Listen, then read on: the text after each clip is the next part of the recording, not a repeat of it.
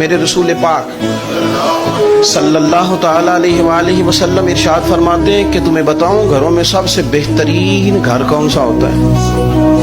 او میرے بھائیوں، وہ کتنا کو بہترین گھر ہے جسے مدینے والے رسول نے بہترین کہہ دیا ہے۔ فرمایا تمہیں بتاؤں نا گھروں میں بہترین گھر کون سا ہے؟ ہم سمجھتے ہیں ٹائلیں اچھی ہوں، کمرے ہوادار ہوں اور کچن انواع و اقسام کے کھانوں سے بھرا ہوا ہو، سین اچھا ہو اور جناب ہر چیز کی سہولیات گھر میں ہو، امن ہو، سکون ہو۔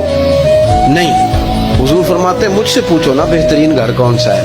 تو یا رسول اللہ بتائیے، سیاستہ میں حدیث ہے، کریم رسول فرمانے لگے گھروں میں بہترین گھر وہ ہے جس میں کوئی یتیم رہتا ہو اور اس کے ساتھ سلوک اچھا کیا جاتا ہو، اچھا سلوک کیا جاتا ہو، یتیم کو رکھا جائے پھر اس کی پوری نگرانی کی جائے، اسے پورا پیار دیا جائے، اسے پوری محبت دی جائے، یتیم رہتا ہو اور اس کا خیال بھی رکھا جاتا ہو۔ اور میرے نبی کریم صلی اللہ تعالی علیہ وسلم فرمانے لگے تمہیں بتاؤں نا کہ گھروں میں بدترین گھر کون سا ہوتا ہے؟